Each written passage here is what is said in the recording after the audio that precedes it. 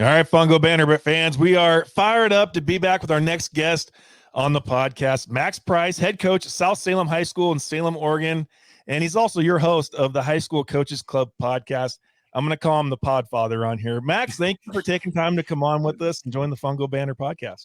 I'm glad you guys asked me to do this. This is cool being on the other side of things. I've listened to your podcast for a long time. I was really excited when you guys had Brian Champion on recently, who was kind of leaving Sprague as I was entering my junior, senior year of high school. And so he was there. I was a sophomore when they won the state title in 2005. And then when he went off to Idaho and I became the head coach here at South, we'd make a trip every year out to Idaho and he'd let us come hit in his facility, and it was a cool deal. And so just honored that you guys wanted to bring me on, and I'm excited to represent South Salem here. Absolutely. I know that we've talked about a lot of times that the things that the people in the Pacific Northwest deal with, it's kind of a cool fraternity of guys because we're dealing with rain, snow, sleet, hail, wind, everything. And the sun shines, and we're like, what is this? Yeah. But we like to always start off with asking our guests the first question: what's your favorite fungo? Oh, yeah, so when I first started coaching, it was the SSK. I've always liked a shorter fungo, so I'd be like the 33, 34 type length, more of an infield guy, so it's a little bit easier to control. Had that for 7 years, somewhere in there. And then inevitably what happens to every fungo is a kid gets their hands on it who doesn't understand how fungos work. And so I'm coming to practice my first year here at South. And I can't remember who it was or what the circumstance was, but all I remember is walking up the field and the kids were already there. And one was like, hey, I've got bad news for you. And I'm like, just tell me it wasn't the fungo. And they're like, it was the fungo. And so from there, I ended up, borrowing one for a little while till I ended up buying a Viper. I can't remember the name of it. I think they just make one type with different types of knobs, but I have a Viper fungo. It's a 33. It's super light, like -10 probably. Short, easy to control. Don't get tired swinging it. It's light. It's custom, colored the way our program's colors are. And so that's what I've kind of gone with for the last, 6.5, 7 years. Absolutely. That's another new one up this season. That's a new first mention of a Viper fungo. I used to swing those back in college. Not the fungos, but the wood bats. But we need a leaderboard. Yeah. What a leaderboard in the future. We got SSKs in the lead. SSK. I mean, they're great. Like if I was going to go buy a new one today, it would be an SSK. The Viper's been great, but the SSK, I don't know what it is about them. They feel so good. They feel really balanced, even though they're super light. I don't know. SSK is what I would buy, but the Viper bat's been great. No complaints. I think it's the Devo makes a great bat too, guys. Did you hear that? Devo. Yeah, we've heard of Devo. Right. Yeah. Fungo. Yeah, Devo is what I would go with. Is what I meant to say. Yeah, sure. Yeah. Devo SSK Viper. Yeah. I've been waiting for the answer of whatever makes my fungo skills the best, and it makes me look like an extraordinary. This thing, that's for sure. No kidding. Well, talk us through your path in coaching and what got you to be a head coach at Salem. I always felt like I was going to be a baseball coach. I played the first guy I had as a guest on my podcast was Chris Lee, and he was my high school coach. And the kind of person where I was a kid who just I needed that man in my life. And as I was in the program, probably my junior year, I ended up on varsity junior year, really successful program. Lots of guys went on to play Major League Baseball. And my junior year, I was playing varsity, and about halfway through the season, he ended up kind of benching me. I wasn't very good. And so I ended up being in the dugout a lot for the rest of junior year and got to be on the learning side of things. And he'd sit on his bucket and coach, and he was very vocal, and I thought he was amazing. And so I just talked, hey, why are we doing that? Hey, why are we doing this? Mm-hmm. That's cool. Why did you do that for? And then my senior year, I started and played every game, so I never really talked to him during games anymore. But I had that. I just immediately it was this is what I want to do. And I had really good teachers in my life, and so I kind of knew by the time I was a senior in high school, I'm going to go be a teacher and a coach, and that's just what I'm going to be. So I went and played baseball at Pacific University up in Forest Grove. And while there, me and another buddy who played baseball for the Boxers also, we ended up coaching a 7th and 8th grade JBO team, Junior Baseball of Oregon team. And a lot of fun. It was 2009. And then the following summer in 2010, I came back to Salem, during the summer between my junior and senior year of college, and Chris Lee let me be the head coach for the North Salem high school summer team, which was really cool. So he was my assistant, which was an awesome opportunity of like, here's what it's like to be a head coach. You make the lineup, you talk to parents, but it's also summer ball. So it's not super like high stress of, not a lot of parents are going to be upset during summer ball because it's summer ball. And it was really good for me. We played like 35 games or something. I got to make lineups and make decisions and, coach third base and make pitching changes. And he was my assistant, which was really cool too, because it was kind of like almost like student teaching in a way where I had the master in the room, but he'd let me fail. And that's what it was. Paid $0. So that was fun. But it was a blast. And, so then I ended up, student teaching a couple years later at Glencoe High School, which is up in Hillsboro, Oregon. A really interesting place where you have Intel. It's where the Intel headquarters are. So you've got parents and families just making bank. And then it's also around the edge of farming land. So you had other kids who came to school in Romeos and stuff. And Tim Stewart was the head coach there. And he let me, as a student teacher, be the head freshman baseball coach, which was a really cool experience for me. I got paid $2,000, which when you're student teaching as a college kid, you're like, oh, this is like, wow. But he gave me that check. I'm like, what in the world? So I just deposit $2,000. What am I going to do? Coaching pays really good. Like, this is amazing. And so then I graduate and took about a year or two where I taught at a private school. And it was a bizarre time, like 2012, 2013, weird to think about now, where there's the opposite of a teaching shortage, where people are getting, like, there weren't teaching jobs. And so ended up at this private school and didn't pay great. So I had to work at Sherwin-Williams nights and weekends. There's no time to coach. Missed it very much. And then in, like January of 2014, Chris Lee at North Salem, they had a teaching job, an English position open up. And so he battled for me and got me over there. And a month later, I was coaching JV baseball. Did that for 3 years. And then this opportunity opened up. And long story short, I ended up coming over here to South Salem High School, kind of a rival school about 10 minutes down the road. Coach Price, did you feel like those opportunities kind of help lay the way for you getting your full-time position there at South Salem? I mean, a little bit easier and all those steps that you took along there?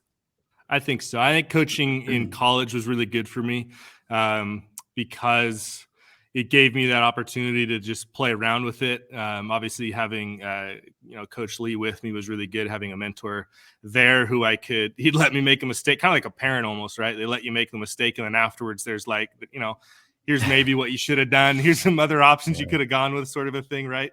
And then, if people have the opportunity to coach when they student teach, it was the hardest 4 months of my life, I think, just in terms of work, because by the spring you're as a student teacher, you're teaching full time basically, right? So you have a full teacher's workload in addition to all the college coursework and like all the nonsense we have to go through to prove that we can teach, right? And then on top of that, being a head coach, even at the freshman level, it was a lot. It was a lot of time and sleepless nights, not because I couldn't sleep, but because I didn't have time to sleep, like having to, do all this stuff. So all that really helps. And then, I've had coaches come through before that are like, I want to be a varsity head coach someday. What's the right path? Is it being an assistant varsity coach? Like, is that the play? Everybody who wants to be an assistant wants to be an assistant on varsity. Like, so, every guy that calls me and wants to coach with me, it's never like, hey, I want to be a JV coach. Hey, I want to be a freshman assistant. So I want to be a varsity assistant. I'm like, well, yeah, everybody does. Right. And so it's like, what's the best path to being a head coach? And I think the best path is to be a head coach. And so I think coaching at the head coach level, whether it's freshman or JV, I think is, at least for me, it was the right path where it allows you the opportunity to understand everything that goes into it without, the fundraising and all the other stuff that, the head coach of the whole program has to do. When this job opened up, it kind of opened at a weird time. It was in like October, November of 2016. And the coach who had been here was awesome, wanted to keep coaching, had some family things come up. So he had to kind of resign out of nowhere. And so immediately like, oh, I should apply for this. Should I apply for this? I don't know. So I remember I texted, coach, hey, do you think I'm ready? Like, could I do this? He's like, you should apply. Why wouldn't you? And so I'm like, all right. So I applied for it. We go through the process, and about halfway through it, once it got to the point where it was pretty close to me taking the job, a bunch of people, administrators, I think I sat with every single principal and vice principal at my previous school, and they all brought me to their office telling me why I shouldn't go, why I should stay. And I was activities director at North Salem. I was an avid teacher. I was an English teacher on top of that. And then obviously I coached baseball. And so they all had a lot of selfish reasons for me to stay there. And I'll never forget that the AD who was new that year at North Salem was the only one. He brought me to the office and he was like, if this opportunity had been around when I was there, I would have taken it. He's like, this is like a 15 to 20 year job where a lot of people in the state would love to take this job and have it. And they would just do it till they retire. And I was like, gee. So like everybody else, all the other voices are like, don't do it. Chris Lee, he was like, go for it, of course. But they're all, don't do it. You'll regret it. You'll miss being here. And anyway, so that advice for me was like, oh, okay, like this is a really good job, I guess, right? And so I took it, and man, it's been awesome. But I think all those opportunities helped me slide into this job in a way that I feel like I could do a decent job the first year and then figure it out. I think like we all do, just figure it out, from that point forward. No, I think about the old Karate Kid, sensei, wax on, wax off, like do this, do that, and I think that when you have that kind of senior advice, I think that really helps pave the way. It makes things a lot easier, especially when as a youth or a young developing man, stepping into a position that, being a head coach isn't an easy job. Everybody likes the idea. But when you get there, the biggest thing is having to answer all those moms and dads. Why is my kid not doing this? That, And I know in college it gets a little bit easier, because you're paving the way, you're paying the way to get there. But in high school, there just seems to be that little extra stress that kind of, man, it makes it difficult to, step into those positions. So no, I think that's great. Price, I want to kind of shift things a little differently here. You got a kind of a new not necessarily new, but you've had it going on for the last few years. It was kind of a COVID start, but you got this podcast called High School Coaches Club. Kind of tell us, how did that whole thing get started? I mean, how did you even come up with something like this? You got over 3,000 followers now on Twitter, which is phenomenal. You're doing an excellent job. Just like you listen to us, we listen to you, kind of thing. You got some good content, but how did you kind of get this whole thing going? Well, going back to college, again, I was at Pacific University, and same guy that I coached a team with, his name was Alex Edwards, who I've now had on my podcast, which was kind of a cool full circle deal. He and Dan Wolf, whose dad I've also had on my podcast. The three of us, good buddies, we lived together and everything. And our school in college, they had a radio room, and anybody who wanted to do a radio show was all done like online radio. It wasn't a real radio channel. Thank goodness for a lot of things we said probably couldn't be on there.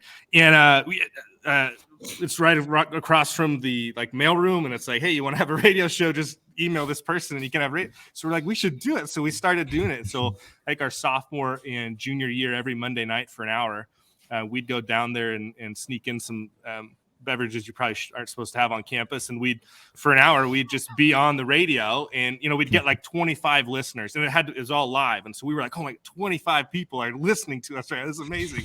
And we just talk about everything and anything, mostly sports stuff, but thank goodness it was before things were saved on the internet, because there's a lot of things on there that we probably said I don't remember that would come back nowadays, and I'd be removed from whatever these things are. But I loved it, and it was really fun for me. I was the one in the room that ran the controls and kind of hosted it, and it was a blast, and I couldn't get enough of it. And so when that was happening at the time, there was a momentary shift of focus for me academically, where I thought, what if doing radio or like play by play, what if that's what I meant to do? And so I kind of started exploring that avenue, and ended up talking to Rich Burke, who is now the voice of the Hillsboro Hops. They're double A now, or long A, I think is what they are once they got rid of short A. Before that, he was the Portland Beavers voice before they went away. But at the time, he was the Portland Beavers. And so his daughter was taking piano lessons or something at Pacific, which was weird, and just happened. So he met with me, we talked through it, and after that conversation I was like, no chance I'm doing this, because he's like I've been doing this for 25 years. I got a knock on the door once to do some minor league stuff in AAA for Boston, and that's as far as I've gotten so far. And I'm like, you've been doing this for 25 years and that's the closest you've gotten to major leagues? And I'm like, what are the chances? So I was like, all right, well, that was a cool idea. Let's get rid of it. So anyway, fast forward, COVID happens. You guys all know we're home. What are we going to do? And it was actually my wife's idea. She's like, you've talked about doing a podcast for a long time. You should do a podcast. I'm like, are you sure? Yeah. So she really helped me like come through, like, what should we name this thing? What do you want it to do? And I was like, well, I love baseball, obviously, but I've always enjoyed hearing podcasts from other sports. And at the same time, I love baseball, but I also didn't feel like there was a podcast that was specific to high school coaches. So at the time, like Dugout Chatter, the ABCA podcast, right? Both of those turned out, I listened to all of them. And whenever there was a high school coach on, I loved it, right? But even when they had a high school coach on, half the time it was a high school coach from some school that had, 70 guys that would come out every year, and they'd have a varsity roster of 30 players. And, and I'm like, well, this stuff sounds great. And they're having like full on, like exhibition games between other schools in the fall. And I'm like, this is great. None of this applies to what I'm doing here in Oregon. Like, it just doesn't. Some things they say help. I got some stuff. And so it was then like a decision, like, do I do a baseball podcast or do I do one more general to all high school coaches? And so kind of landed on the high school thing. My wife kind of came up with a name, High School Coaches Club. That fits. That works. That's pretty obvious. Okay, cool. And so, first, like, I had one guest lined up, and it was Chris Lee, right? My first episode. Okay, I did that one. Now I guess I should do podcasts every week, right? That's what other podcasts do. Okay. Well, who can I? So I contact Brian Sutherland, who was an athletic director in the area for a long time. Okay, cool. Shoot, it's Wednesday now. I don't have a podcast yet. So who can I? Okay, Christina Gray. She was a trainer at my old school. Now she's up north. So now I can branch out of Salem. Now we're going 45 minutes north. Let's get her. Yeah. Okay, cool. Got that one done.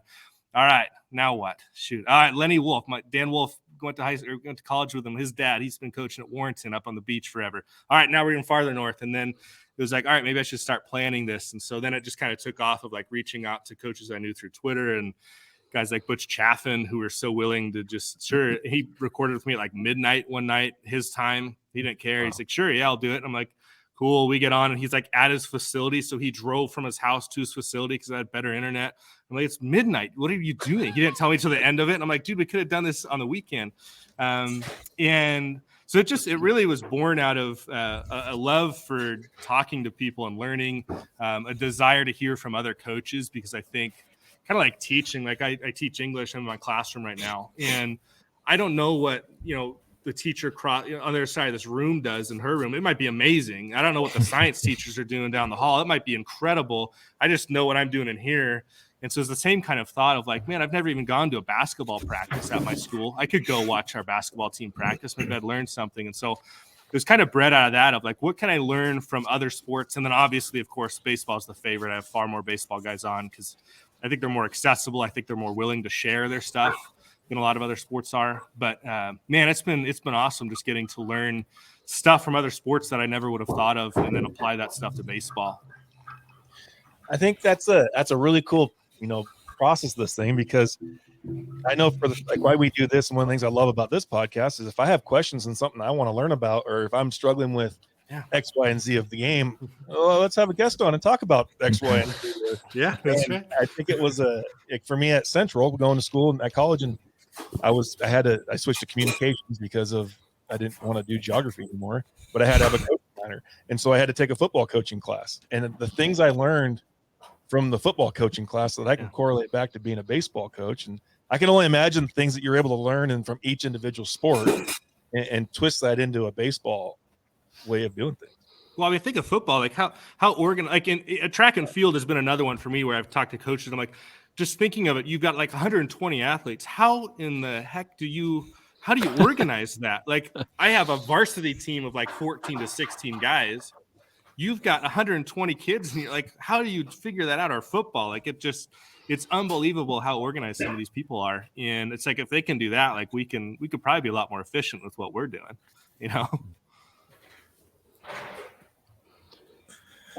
Yeah, and I think that the cross sport too. I mean, we've talked about it a lot on here as well.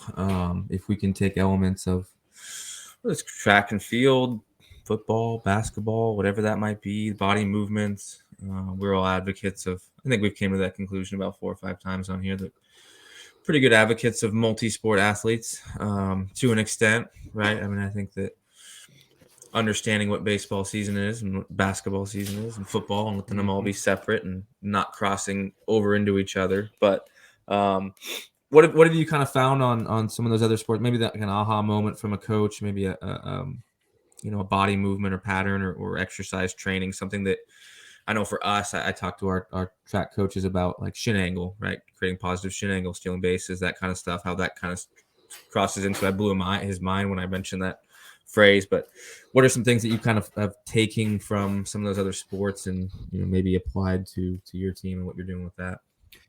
Yeah, we had one of the earlier ones was a guy named Eric Detman. He's coaches at Lincoln High School up in Portland, and we talked a little bit about sprint training. Obviously, where I'm interested in is a guy running 70 to 80 feet. Once they've got their lead, like how can I get them better at that? And I think in a big moment for me over these last few years of doing the podcast has been understanding how much faster we can make players just by the way we organize practice, and trying to make sure that if we're doing like sprint work, for example, I had never really considered the idea of recovery time, right? So it's like, okay, we're gonna work on shin angle while we're sprinting, whatever it is, we're gonna work on sprinting, sprint work, different types of drills, but we need to be.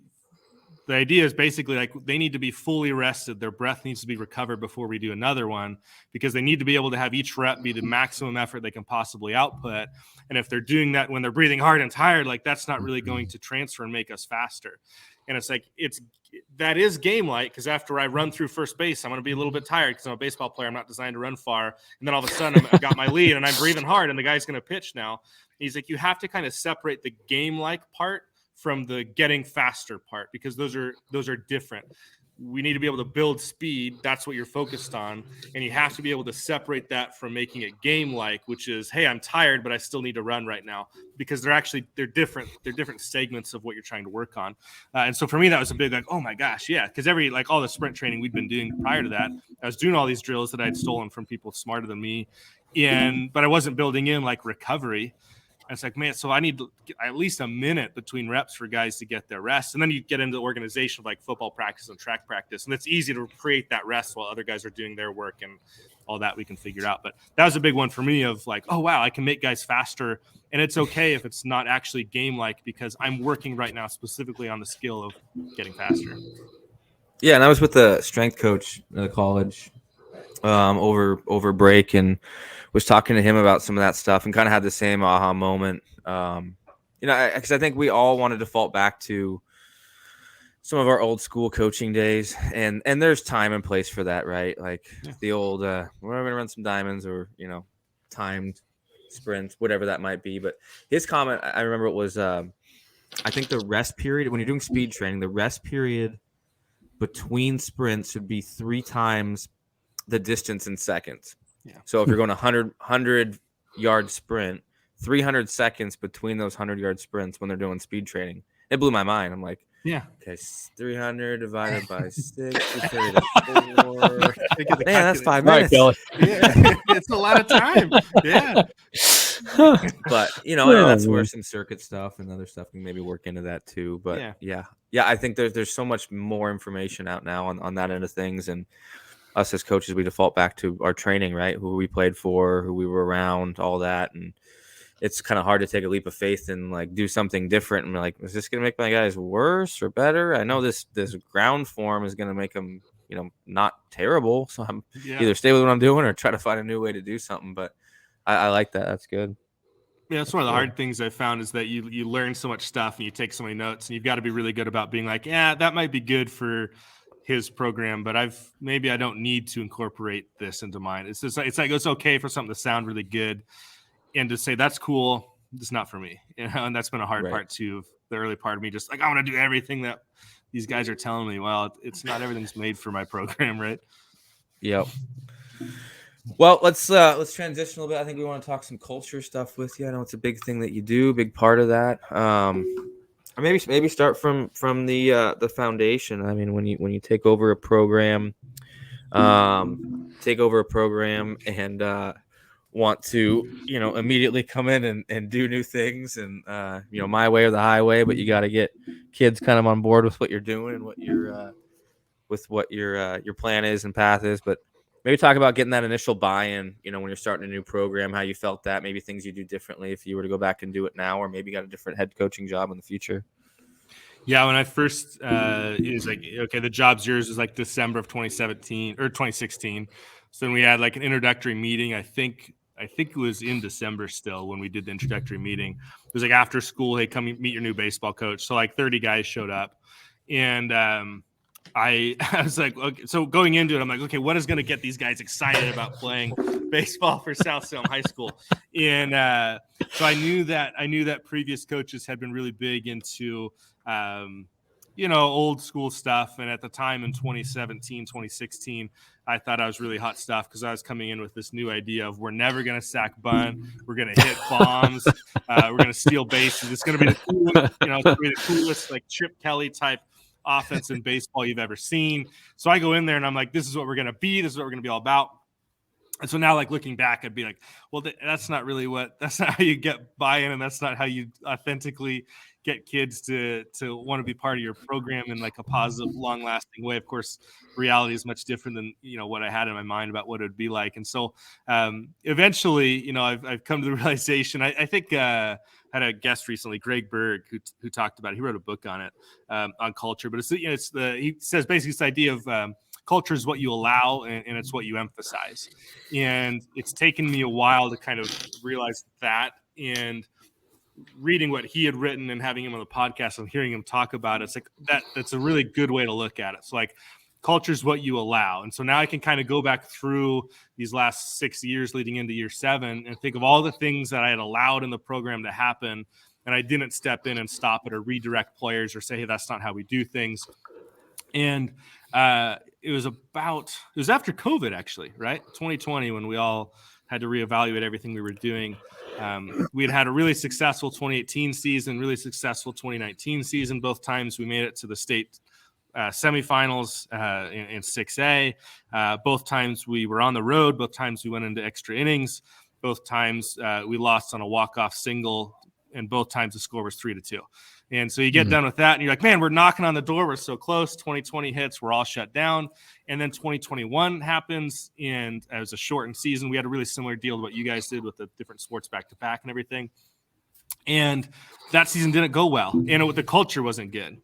And it was kind of toxic at times. We had players that had been around in 2019 on the varsity team. We had 3 or 4 who had been there for success and played in the state semifinal. It had been so close. And then we had a bunch of other guys who had never played varsity baseball in their life, others who had never played high school baseball because of 2020 being canceled. And it was just bizarre. It's like we had lost who we were, how we do things. And so one of our big focal points last off season between 2021 and 2022 was to try to figure out, what do we do? Like, how do I fix this? How do I get this back to what we should be like? And one of the big ways we've kind of done that is through a leadership group that we created where players apply for it. We call it the Ironsides. I had to look at, we're the Saxons. So I had to look up, like, what are some, great Saxon leaders in the future, in the past? Like, who are some really good, awesome people? And there really aren't any. It's just like there was a king for 2 years, and then he was beheaded, and then there's another guy who was a king for 3 years, and then he was killed. So they're all like, it's all garbage, and all murderers and pillagers, and so anyway, so I was like, all right, well, who had a cool name, right? So I found this guy named he was King Edmund Ironside. I'm like, ooh, Ironside, like there's a cool name. And same thing, he died after like 2 years. He wasn't all that great, but his name was really good, and he's a Saxon. So I'm like, all right, close enough. So we made the Saxon Baseball Ironsides last year. I created an application process. It's just a Google form. There's like 5 questions, like, why do you want to be on this group? What do you want to get out of it as a leader? What can you bring to the group? What would other teammates say about you if I asked them? And that first year, I took everybody who applied. Like, I just want to bring in everybody, then we'll figure it out. So we had 14 kids. They all got in. We read a book, Legacy by James Kerr. Excellent read. If no one's ever read it before, take a look at it. It was great going through with players. And last year, in the spring of 2022, we weren't as successful on the field. We're close. I think we had like 8 or 9 games where we lost by 1 or 2 runs. And every game you can pinpoint, like there's the one moment, like there it was.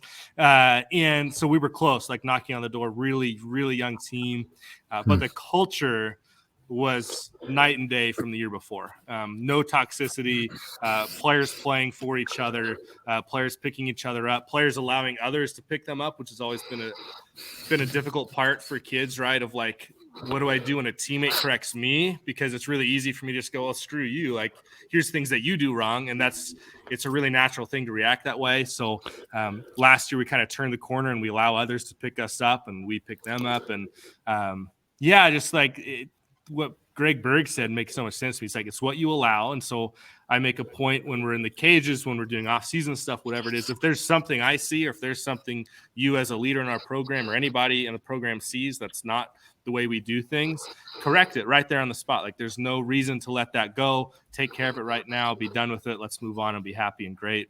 And then it's what you emphasize, right? So then it's the positive things you say, the way you phrase things, the terminology used in the program that you think is okay versus not okay, and just trying to train guys on that and try to be authentic with it as well. But I don't know. I'd say like the best piece of advice I ever got, I think it was when I was a JV coach a long time ago, which was essentially like you just have to be yourself as a head coach. And I think that first year, I tried to be a culmination of all the coaches who had coached me that I really liked. And that doesn't really work. Like, kids see through that. You have to be yourself and then make the program work within that. So that took me a little while to figure out too. But I think that's what it is. I think it's just building. I think it's being intentional about what you do. And I think it's being intentional when you self-reflect on what's going well and what's not going well and how you're going to address it. Because I think too often I and other coaches I've known too have allowed stuff to go on when we could have stopped it a long time ago. And now it's reached this point where, shoot, man, we're rolling down the hill and it's really hard to stop now. And that's a really difficult spot to be as a program.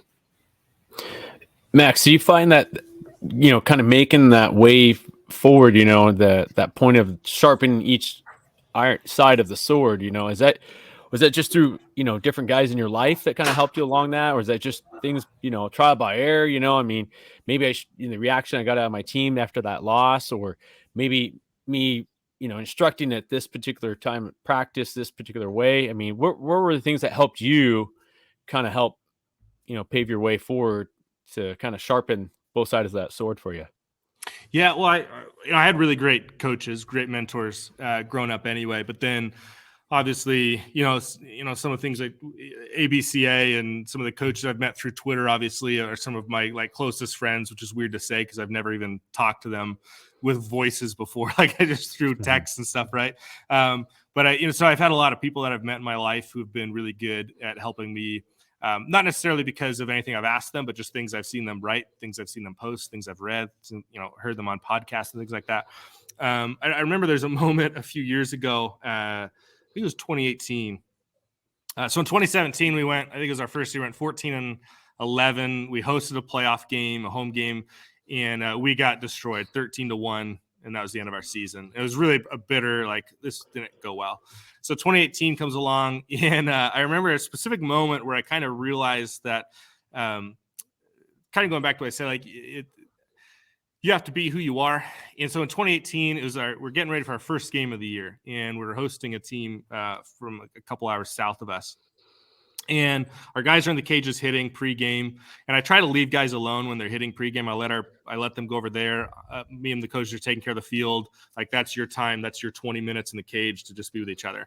But at one point I went to the bathroom, and it goes right past the cages. So on my way back, I hear them, and they're all joking around, laughing, talking about girls and like everything except for baseball.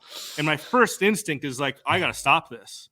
Like, this is not good. Like, we can't have this. Like, we're about to play a baseball game. And when I played, like, if I had done something like that, like if I had been joking around like that, I had senior teammates who would have been like, dude, shut up. We're doing baseball right now. And so every part of me is like, I need to stop this right now. And because of this is what you do, like as a, you got to stop this. They can't be talking about girls. We're about to play a baseball game. And I didn't say anything. I don't know why. And then all we do is go out, and in the bottom of the first inning, we're up 18-0 before there's an out recorded. Wow. And we ended up destroying this team. And they're a good team. It was the weirdest game I think I've ever been a part of in my life. And I realized that's, and then so the next game happens and they joke around and they win again. And I'm like, what is happening right now? Next game, pre-game, they're talking about everything other than baseball. We win again. By the time the year's over, we set our school's record for wins. Like I said, we made it to the state semifinals. We had a kid who ended up getting drafted, 2 kids in that team that ended up getting drafted.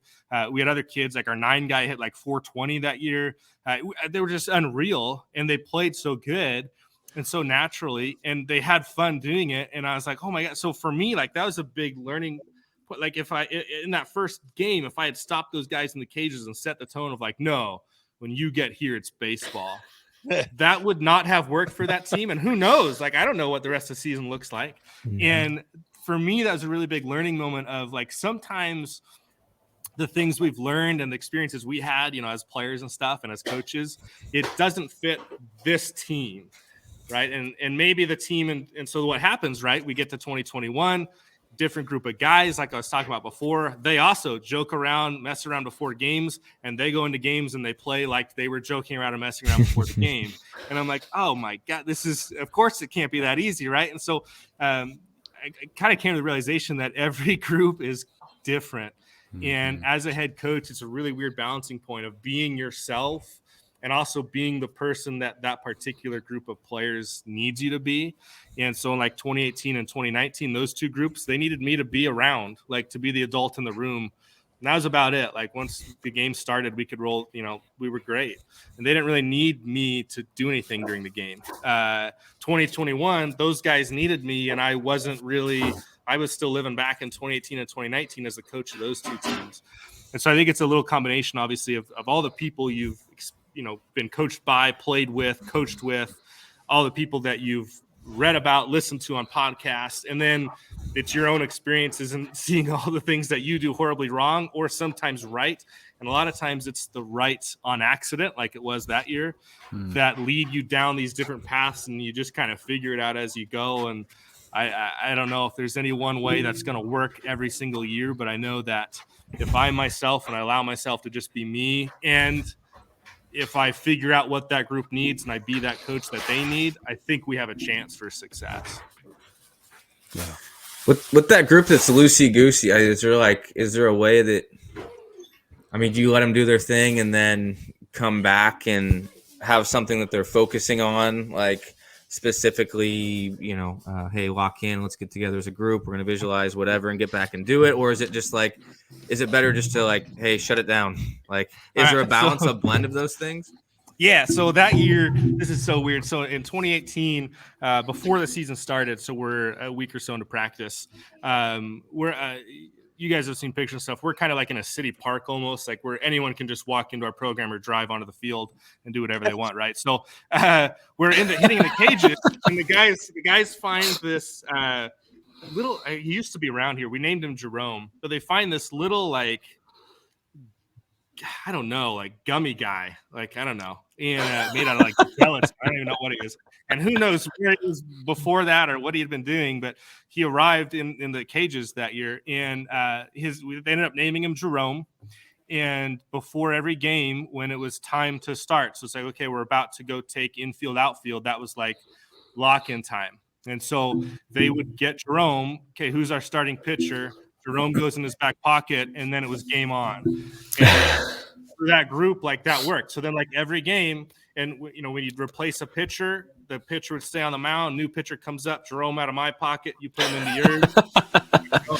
And we put them on our shirts. We had little hashtag Jeromes, and weird, stupid stuff like that worked, and it helped them lock in. It was still funny, loosey-goosey, so it still fits like the personality of the team. But it's like a reminder of like, hey, when Jerome shows up, it's time to go destroy whoever we're playing against today. And when the game starts, like they were as locked in as anybody could be.